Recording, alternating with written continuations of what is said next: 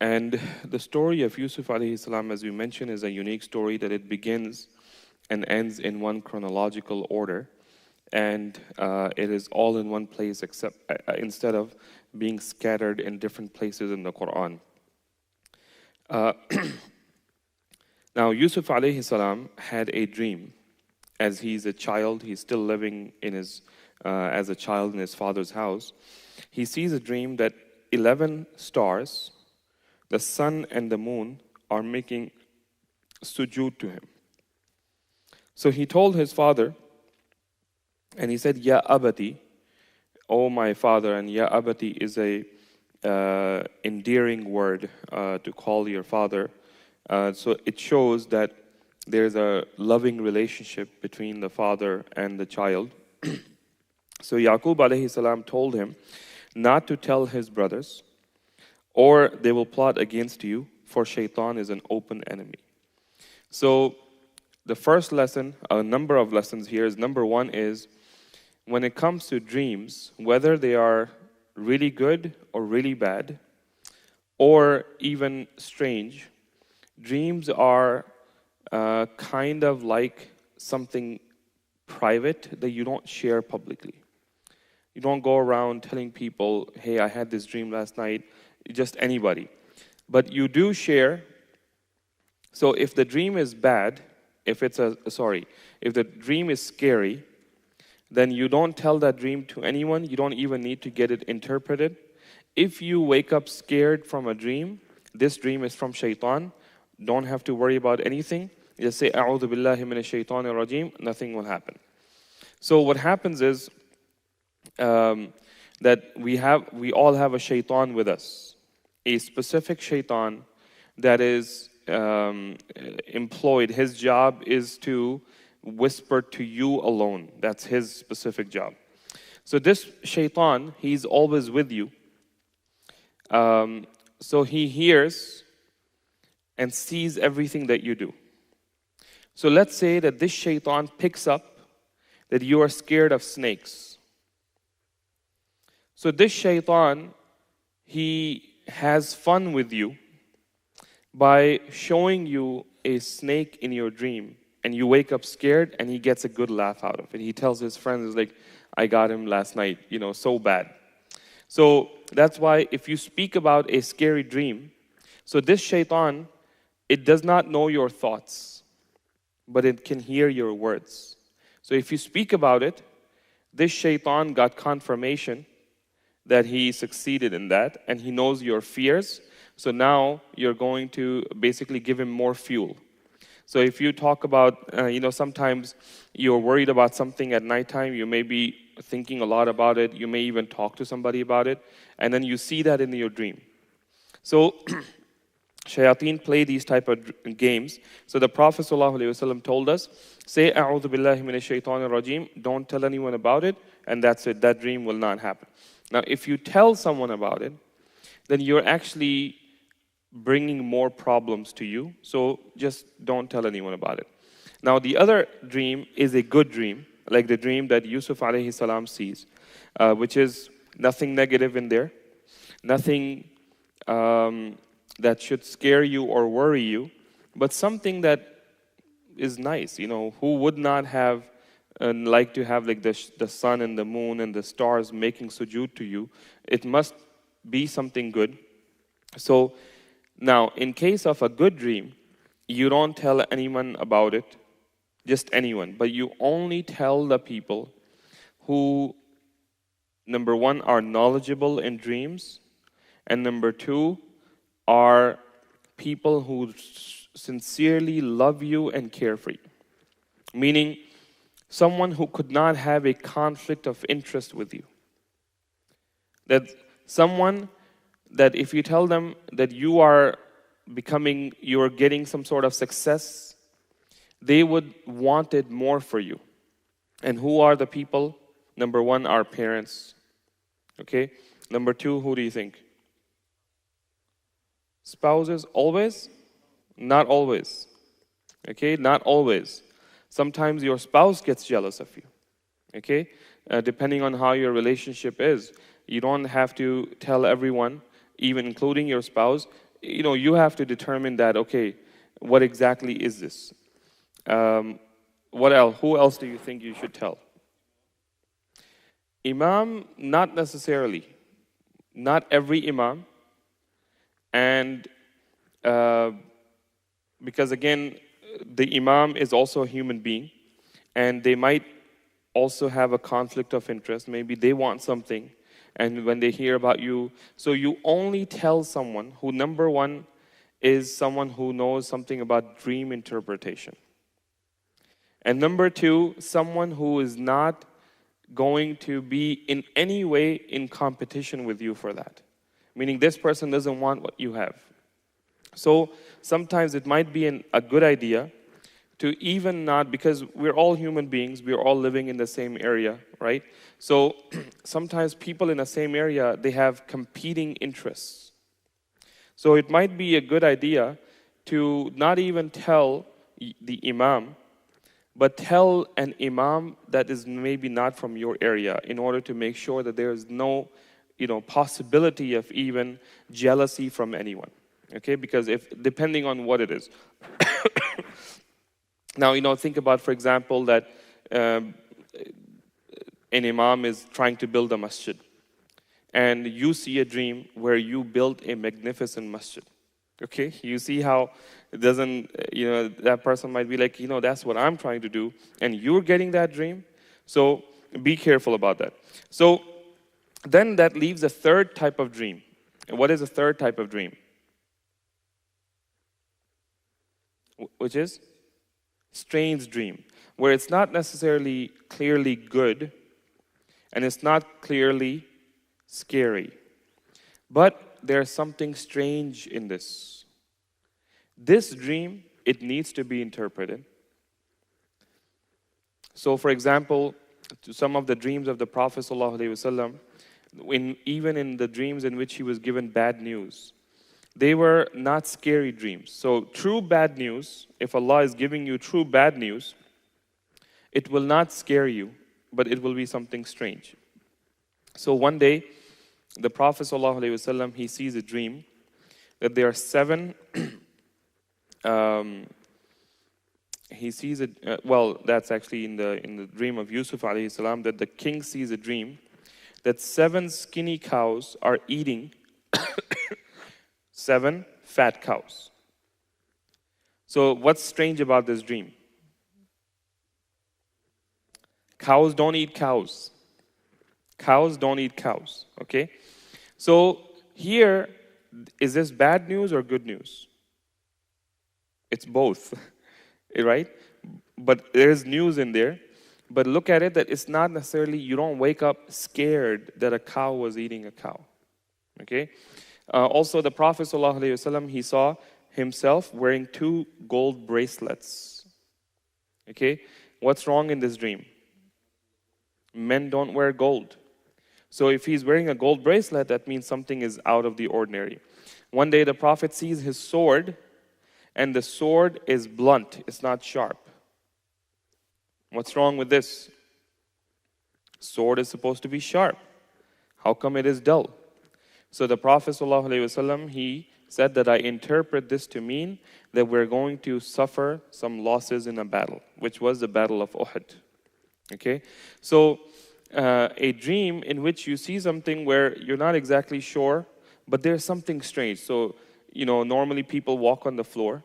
So if you see someone that you know very well, and this person is walking on the roof, do you wake up necessarily scared from that? No, not as scared, but like, what does that mean? So here, you need to go to someone who knows how to interpret dreams. Now, how are dreams interpreted? What is the science behind it? The science behind interpreting dreams is that it has to be, number one, taken from the Quran and Sunnah. From the Quran and Sunnah.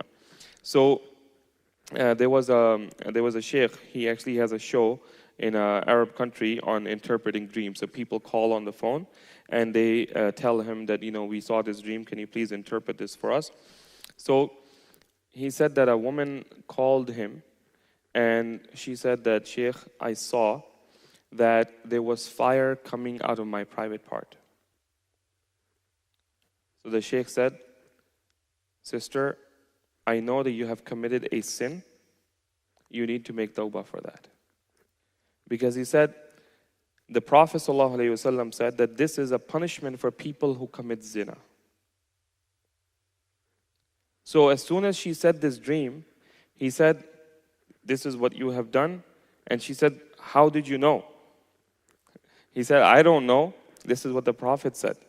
So if there is a reference, so for example, gold, right? So the dream interpreter would basically scan the Quran and Sunnah for all the references of gold and silver. Gold in this case. If they see a cow, they will scan the whole Quran and Sunnah for all the references of cow and see which one fits here. So whatever it means in the Quran, whatever it means in the Sunnah, that's the primary meaning in the dream. So that's basically how dreams are interpreted. So for example, if somebody sees, for example, that he's fishing and the hook, instead of going into the water and catching a fish, comes and gets him on his mouth. What does that mean? What adab?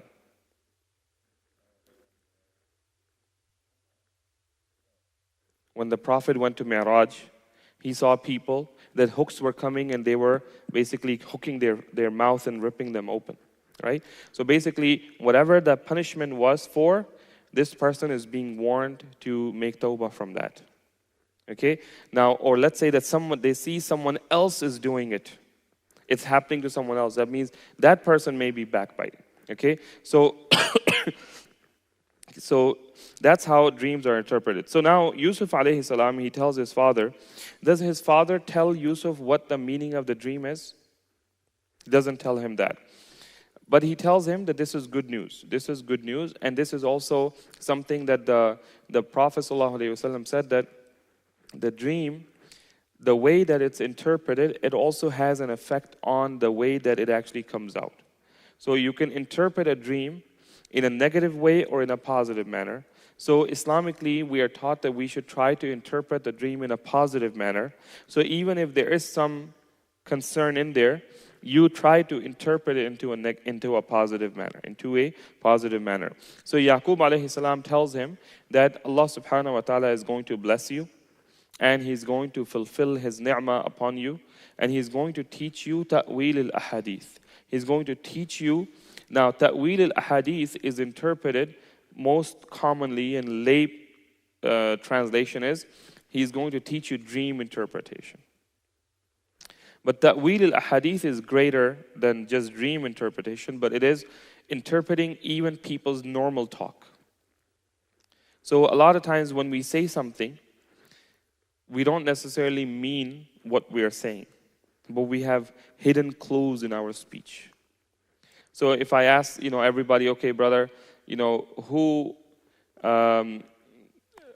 would like to be the next president? Everyone is going to say, no, brother, I'm okay, thank you, jazakallah khair. But in the way they would say it, the person who wants it but is pretending to be humble, there might be a little clue in there. And some people, and Yusuf alayhi salam being among them, was someone who can tell. And sometimes this ta'wil al-ahadith, we all know that it's not only your words, it's more than even your words. Your body language shows. Your body language shows. That's why, whenever they have FBI or police interrogation, they have one person talking and one person watching. That one person that's watching, he's also interrogating you, but not with words. He's looking at your hands. He's looking at your feet. He's looking at your body. He's looking at your sweat level. He's looking at your eyes. He's looking at all of those type of things because your body tells a lot. Same thing when you're a counselor, somebody comes to you, is telling you something, you're looking at them. So, a lot of times people, they want to consult me on something.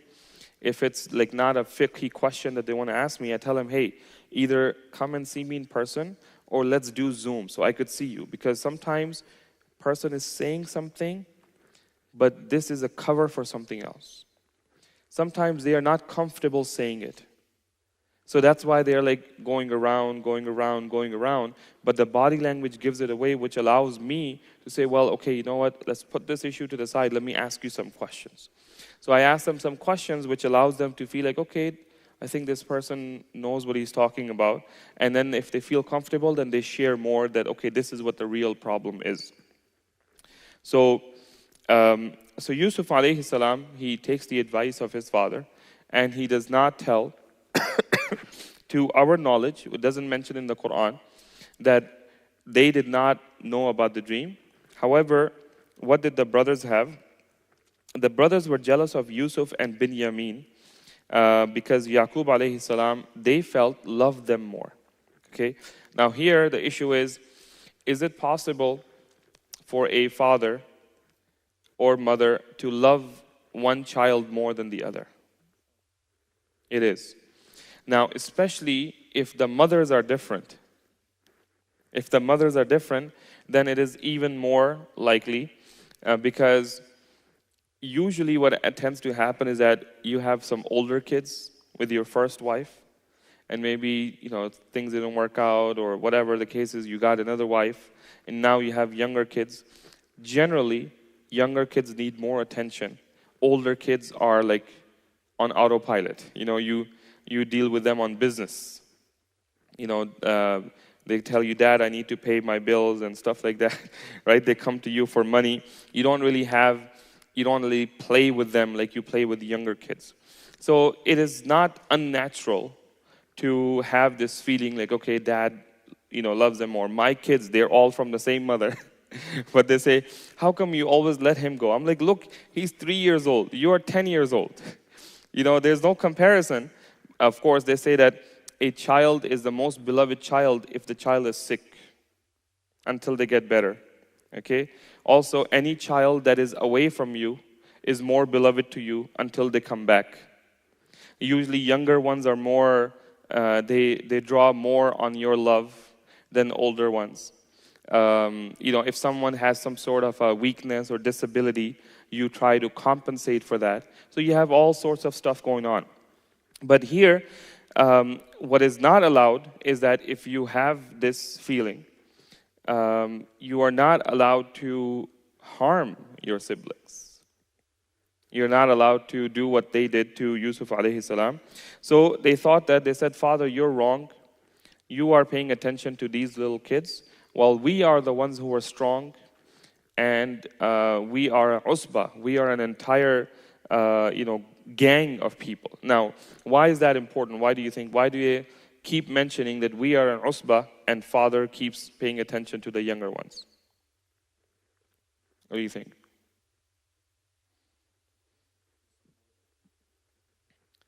Essentially, when you're living in a village, when you're living out and it's not a very populated area, the men, the adult men, the powerful, strong men, they are your survival.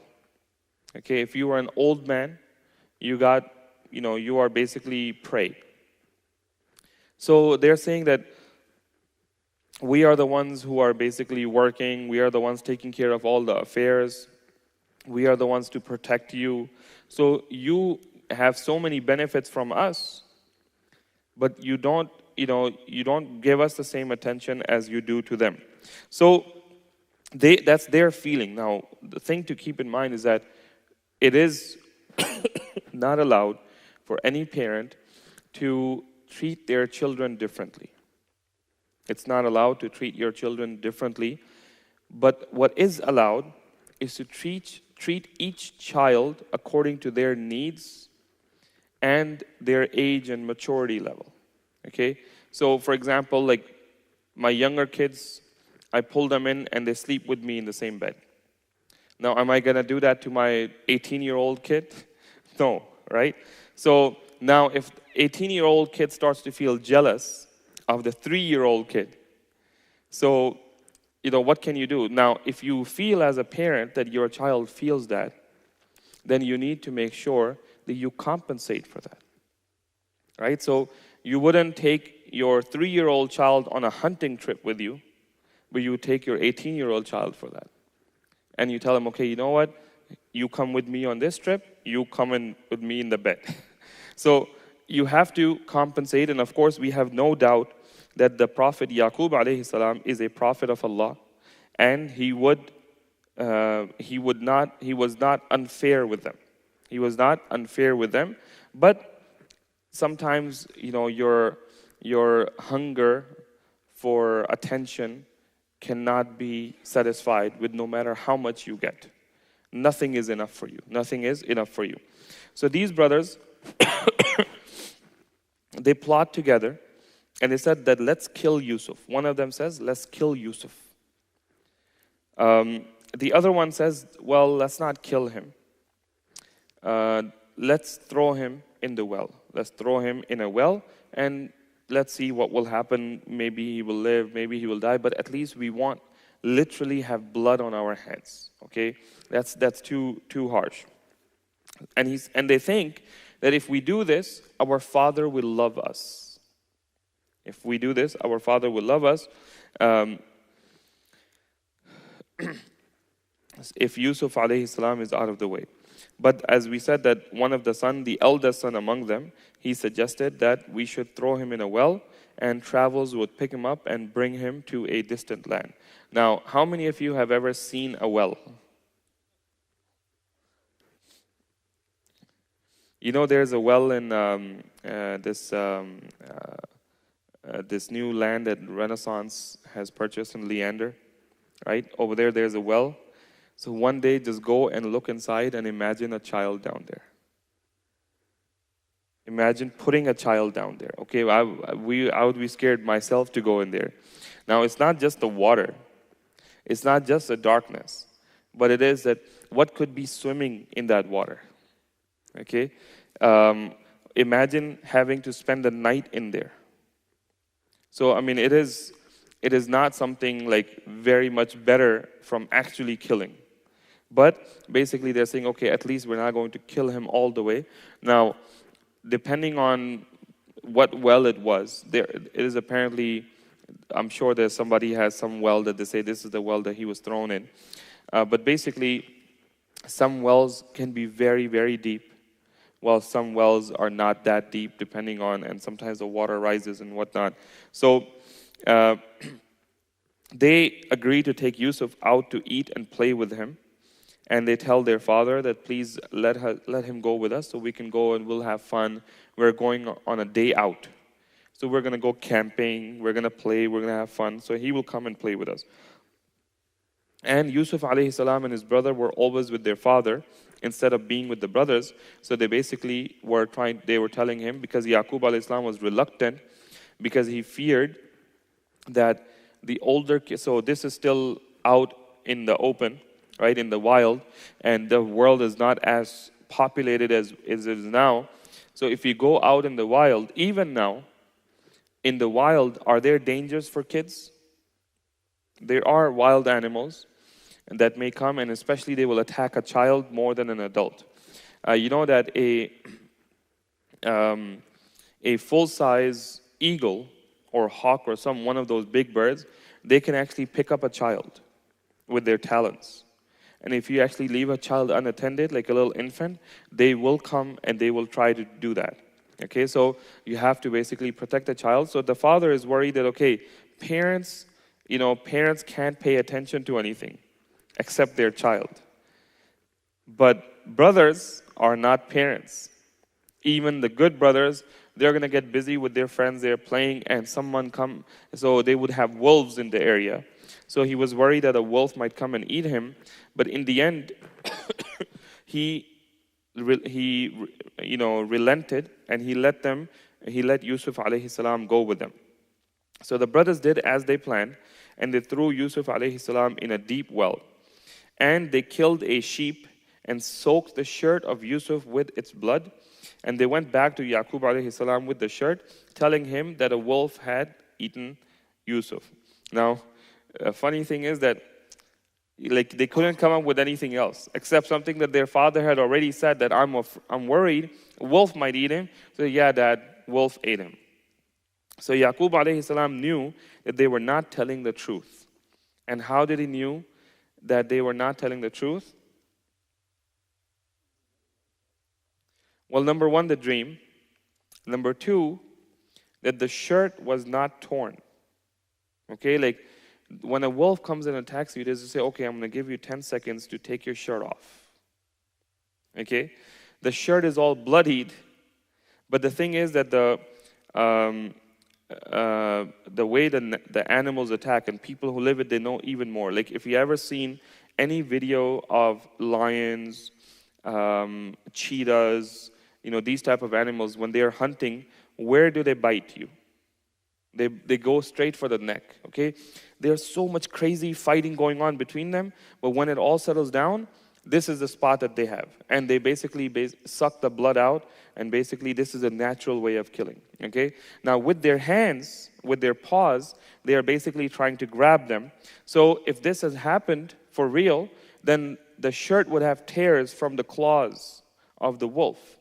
And they don't have anything like that. The complete solid shirt, not a single tear in it, and it has blood in it. Of course, Yaqub alayhi salam is a prophet of Allah, so he knows immediately. He's like, okay, this is a plot, and something else must have happened. But he also knows the dream of Yusuf alayhi salam. So he knows that it could not have been that they killed him. Okay? Now, is it possible for Yaqub alayhi salam to go out in the area and search and possibly find him? Could be. He was old, but basically, he knows the plan of Allah subhanahu wa ta'ala, that Allah will bring him back. Okay, now, he probably maybe didn't realize that it may take 40, 50 years. Okay, maybe he thought that maybe in a day or two we'll find out. News comes. Usually, even now, like in those areas, even though there's very little population, but people know each other. And you will be surprised, like back in the days, like if, I'm sure all of you probably have that experience growing up, that you do something bad in the next town over, and when you come home, your parents already know about it. And there were no phones. And there were no, text messages or emails or anything like that. But somehow the word traveled, and your parents already know what happened today when you were in the next town over. So Yusuf alayhi salam has been basically thrown into a well. And what I imagine is that what they would do is at the well, they would build some sort of a lining around the well. Okay, they would build some sort of a lining around the well. So they dig in. So now this is just mud. So they would basically put rocks or bricks or something on the sides that would basically filter the water. So it's not all muddy in there, because the ground on the side will mix in with it. So they have to do that. So basically, there is perhaps some space there where he's just sitting there. So now they leave him there, and a caravan passed by, and they stopped and they see a well. So they say, okay, let's fetch some water. And when the bucket was lowered, Yusuf alayhi salam hanged onto that bucket, and they raised it up, and they see a child there. Now, as soon as they see the child coming out of the well, they're surprised. And the child is none other. The child is Yusuf alayhi salam. So imagine, sometimes you come across a child, but it's not just a child, it's the cutest child you've ever seen. Okay? And I would imagine that he is, how old do you think he is? 5, 6, 7 years old, around that time. Just enough that the parents said, okay, let him go so he could come and play with us. So they see a child, and they take him, and they say, okay, well, let's sell him into slavery. He will go to someone's house, and they will use him like a servant. And of course, in that time, 7 years old is equal to our probably 15 years old. Okay, like in our days, 7-year-old child, does he do any work in the house? Hardly any. But in those days, 7-year-old child, even now, if you go to refugee camps, you will see 7-year-old child selling stuff on the corner of the street, bringing home money to feed the whole family, cooking food for them, cleaning the house, all of those type of things. So there is a, where did this come from? There's a narration that says that the Prophet ﷺ asked Jibreel, how fast can you travel? How fast can you travel? And he said that when the brothers of Yusuf threw him in the well, I was in the 7th heaven, and my wing was under him before he hit the bottom. So again, this is not an authentic hadith that I know, but is there any surprise in there? No surprise, okay? Of course, is it possible? Yes, because he is a prophet of Allah, and Jibreel would have been sent to protect him, to make sure that he's not harmed in any way. Of course, if you throw a child down, he could get injured and all of those things, but he basically gave him a protective cover in which he landed. So Allah subhanahu wa ta'ala says that they found this boy and they sold him. What is the word? Darahima ma'aduda? No. Thamanin. وَشَرَوْهُ بِثَمَنٍ بَخْسٍ. So they sold him for thamanin bucks. So what is thamanin bucks? Yeah, bucks. It's not just a small amount, but they say khota sikka. What is khota sikka? Bucks. Yeah, meaning they paid a price for it that is so low, so cheap that it's like a joke. Okay, it's like as if you were not trying to sell him for money, you were just trying to get rid of him. That's essentially what happened. Okay. It's like a giveaway, but you just say, okay, just give me $1. Like, I have someone in my family, he bought a car for $1. Okay, basically the guy had a car, he needed to get rid of it, he was leaving the country or something, and he called the tow truck, and he called the junkyard. They said, well, if you want to dump your car here, we're going to charge you $350 for it. So my uncle said to him, okay, sell it to me and just write $1. So he basically, for the thing, just write $1. So he bought a car for $1. According to him, it lasted him for 6 months before he then dumped it or something like that. So it's not that you were trying to sell it. It's that you were just trying to get rid of it. Okay, who's going to take care of this boy? Okay, just take him. Give us whatever you want. So Allah subhanahu wa ta'ala says, now the reality is that whatever price you would pay for Yusuf, it is cheap. Because he is who he is. You only realize later on. So, there's an organization that I worked for, and they told me that they had an intern once. Who used to work, and doing some office work for them. And that intern is now one of the most well-known names in America. So at that time, we didn't know his value. He was just a little young kid looking for some extra work, and we gave him this work. Now he's one of the most well-known names in America. So they sold him cheaply for a few dirham to the trustee of Egypt, which is the Aziz. So how many of you have heard the story about the auction of Yusuf alayhi salam? Anybody? Yeah. Which is what? Yeah.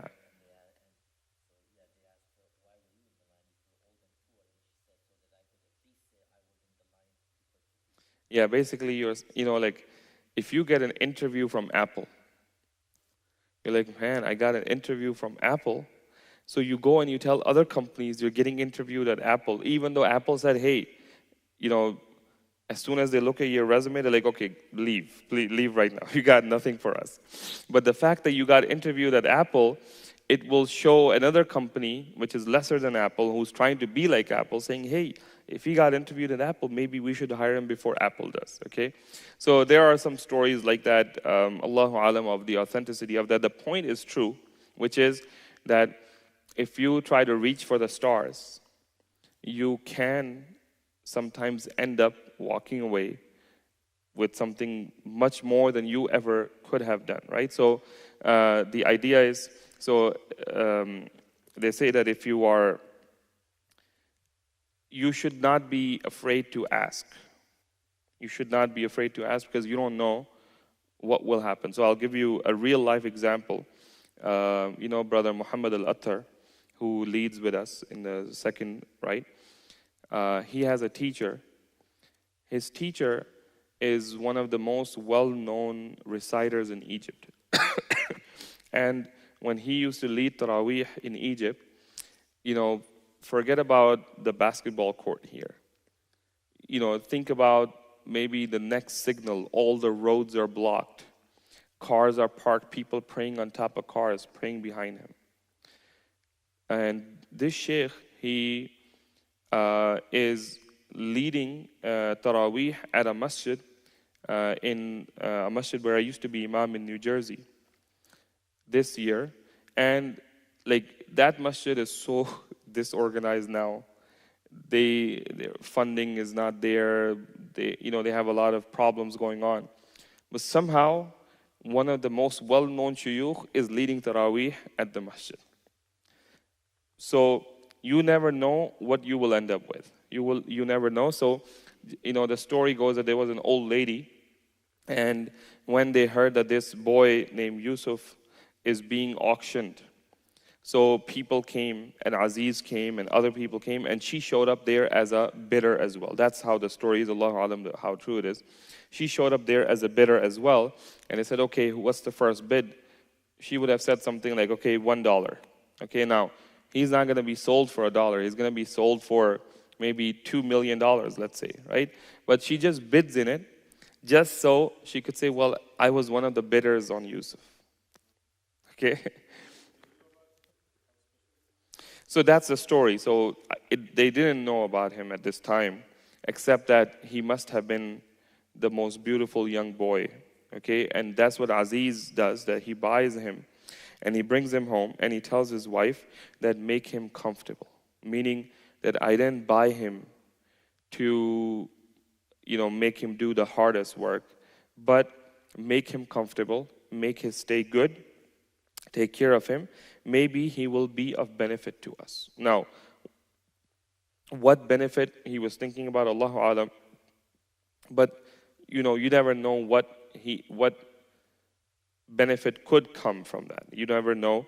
So he says, or we shall adopt him as a son, since they didn't have children. So he's saying, look, we don't have children. Here's a boy, looks good, well behaved. We can have him in our house. Perhaps he will profit us. Perhaps what he means is that if we raise him, when we get old, maybe he will take care of us. Okay? So you don't know what exactly he's thinking, but he said that perhaps he will be good for us. So make his stay comfortable. Make his stay comfortable is an important point, because sometimes, there are people who are adopted. Nowadays, you don't have slavery in that way, but sometimes the people adopt kids, but then they don't treat them like a kid. Okay, but he's saying, treat him like a kid. Perhaps we will adopt him and raise him as a son. So Yusuf alayhi salam grows up, and he is wiser and more knowledgeable and more handsome. As the Prophet ﷺ, he said that when he met Yusuf alayhi salam in the Mi'raj, that he had shatr al-jamal, he had half of beauty. Now this half of beauty is something which is debated among the scholars as to what exactly does half of beauty mean. Does it mean half of the beauty and the handsomeness of the Prophet ﷺ? Or half of beauty of all the people? So it is not exactly clear, except that the fact that the Prophet said that he had half of beauty, that is a lot. That is a lot. So Yusuf alayhi salam grows up, and he's living in the house. He's a young man. You can imagine good looks, wise, well-mannered, everything to be desired for. So the wife of Aziz, she basically starts to seduce him. And why is that happening? So a lot of the scholars say that perhaps something was wrong with the Aziz. That's why they couldn't have children. So basically she has needs, and here's a young man in the house, not her biological son. So she starts to seduce him. And as the story mentions in the Quran, that she basically called him towards herself, and she closed and locked the door. And he started to run from her, and she's running after him, and she grabs him, and his shirt rips. Now, interesting thing in the story of Yusuf alayhi salam is the shirt, right? The shirt always saves Yusuf alayhi salam. So in the first time, shirt tells the father he's alive.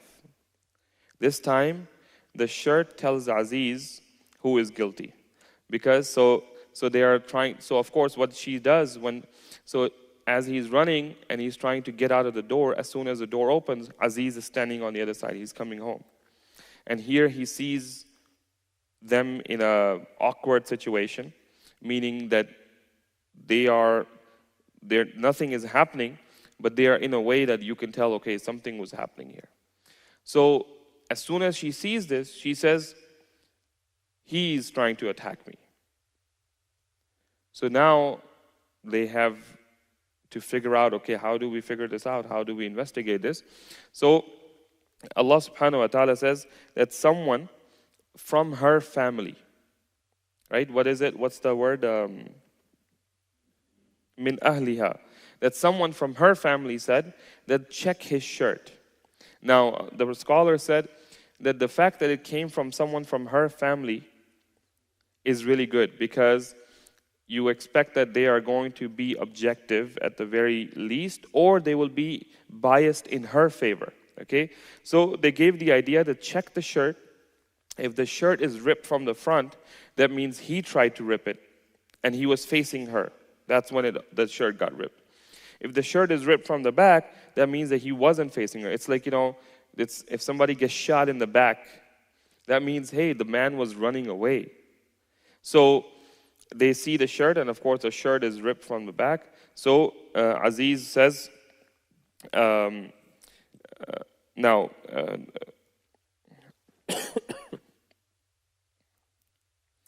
Aziz says to Yusuf, just ignore this. And he tells his wife, ask forgiveness for your sin. Ask forgiveness for your sin.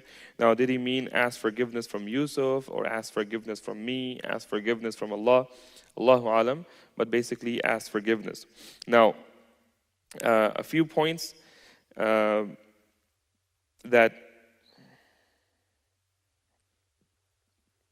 the Prophet ﷺ told us, that a man and a woman are not alone, except that the shaitan is a third among them. So this is something where, even though the man is a prophet, he is a righteous person. The woman is much older, but she would not have been that much older. So back in the days, it was very common. So for example, let's say that Aziz, something is wrong with him physically, and he's not able to, provide the needs. So it's likely that maybe he is a rich and powerful man, and he marries a young girl. Okay? So although she would be older than Yusuf, but maybe not much older. Maybe when Yusuf is a teenager, she is maybe, 25, 30 years old. Maybe she's already been married to Aziz for 10 years now. Okay? So back in the days, as soon as a girl would reach the age of puberty, they would marry her, and sometimes a young girl would get married to an old man who was a rich and powerful man. Okay, so all of that is a possibility. So the key point is that a man and a woman is not alone, except that the shaitan is a third among them. So anytime you allow for that to happen, you're asking for problems. This is this is going to happen. Okay, if they're spending lots and lots of time in khalwa, then shaitan is going to play on this issue. So, what can we learn from this? What do you think?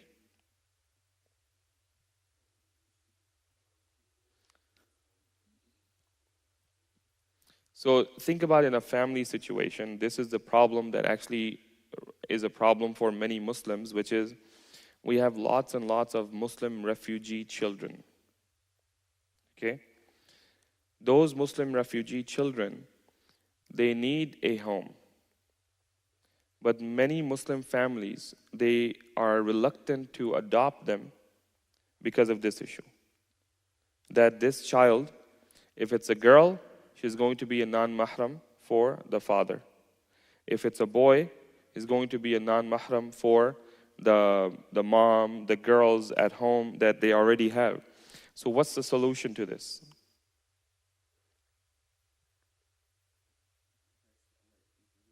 Now, what's happening to these Muslim refugee children, Muslim children that are orphans? What's happening, unfortunately, is that a lot of non-Muslims are adopting them. Okay, so they are being raised by non-Muslims, and then they basically lose their identity. Anybody know a famous person like that? Apple? Steve Jobs, right? So then they will be raised up as someone, as who knows what, right? So there are a number of there's one fiqhi solution, which is that if you adopt a child when they are very young, then the law of rida'a, which is the breastfeeding, is something that can be done, where either so let's say it's a boy. So let's say that me and my wife, we're already kind of older and we're not having children at this age, but we're adopting someone. So a good time to do it would be to time it when maybe my wife's brother is having a child. Okay? So if my wife's brother's wife were to breastfeed this child, then this child will become like my wife's nephew who's a mahram to her. Okay? Same thing for girls. It could be, for example, with my sister. So somehow that's one way to make it, so some of the scholars say that this can only be done when the child is in the age of breastfeeding, which is up to 2.5 years. Up to 2.5 years. So this is one solution, but one of the shuyukh, he said that, look, he said that one thing to think about is the sin of you know, so people say, okay, forget about even this is an extreme, but just raising that child at home. And always, for example, mom not wearing hijab at home. So he said, look, the sin of you not wearing hijab in front of this young boy that you're raising, do you think that that sin is greater than this child being raised in a home without Islam and being raised as a non-Muslim? So he says, you know, think about the bigger priorities. Think about the bigger priorities, and perhaps, you know, when the child is older, then some, you know, measures can be implemented at home a little bit. But inshallah, you know, something needs to be thought about. Unfortunately, we have so many of these. So we have what are called orphans, and then there's something called double orphan. Okay, which is someone whose both parents have died or have been killed, and now these children, it is, you know, very difficult. So I would recommend everyone that when you visit whatever other country you visit, try to go and visit orphanages. Like not necessarily to adopt, but just go visit and try to go and spend time with those kids. Take, you know, candies or whatever it is. You know, they will tell you that these kids, they would love to do such and such. Try to go, instead of just giving money, try to go do it yourself. The Prophet ﷺ, he said that to place your hand on the head of an orphan is such a rewardable deed that every hair that your hand touches is a sin that is being forgiven for you. Now, what is the impact of putting your hand on the head of a child? Because those children, they want love. And I don't know if you've ever seen, where they have like movies and dramas where each time someone comes to adopt to an orphanage, so they tell the kids, okay, guys, there's a family coming. So all the kids among themselves, they're like, okay, today, guys, I'm not gonna see you guys. I'm leaving. Okay, meaning they're looking forward and they're wanting, and of course, imagine how disappointing it is when they don't get adopted. Nobody, they come and they don't like them, they like someone else, and they take them instead. So I mean, this is something that we should do. One time, I remember there was a child. I know that child, and this kid, his father, he was going through some issues, and he ended his own life. And this kid was the kid. He was making a lot of noise in the masjid. So I know who that kid is, and I know that what happened to his father. And so one day, when this kid was making noise in the masjid, someone got up and said, "Where is the dad of this kid? Where's the father of this kid? Why won't you come and take care of it?" And I went and I told his brother that his father died and he's an orphan. And of course, that person felt really bad and really embarrassed to have said that. But think about it. So usually as from seeing him, I changed my terminology. And what I would do is I would say, okay, if anybody, because sometimes there are some kids that their dad didn't come to the masjid, they came with their mom. So what I do is that I say, okay, those kids that are here without their dad, come and stand with me. I will be your dad. So I have them stand next to me, right? So what they really need is that father figure. Think about how much it means to your child that you take them to a park and play basketball with them or whatever game they like, just to play with them. So if you know of any kids like that, to take them out, it is so important, and it means so much to them. And remember that the Prophet ﷺ, when he went to the house of Ja'far, when Ja'far radiallahu anhu, his cousin, was killed, the kids of Ja'far came and they started hugging him, and the Prophet ﷺ was crying. Tears were coming out. And his wife, as soon as she saw the Prophet, she understood. So she said, "Ya Rasulullah, who will take care of these kids after their father?" So the Prophet ﷺ said, "Ana abuhum min ba'di abihim." I am their father after their father. And the first thing the Prophet did was, who knows what? Their hair were overgrown. So he said, "Call a barber." So he called a barber to give them a haircut. What do you think is important about haircuts for children? So if you see a kid that has not had a haircut in a long time, hair is all messy, right? It's usually a sign that whoever is taking care of them doesn't have time to take care of them.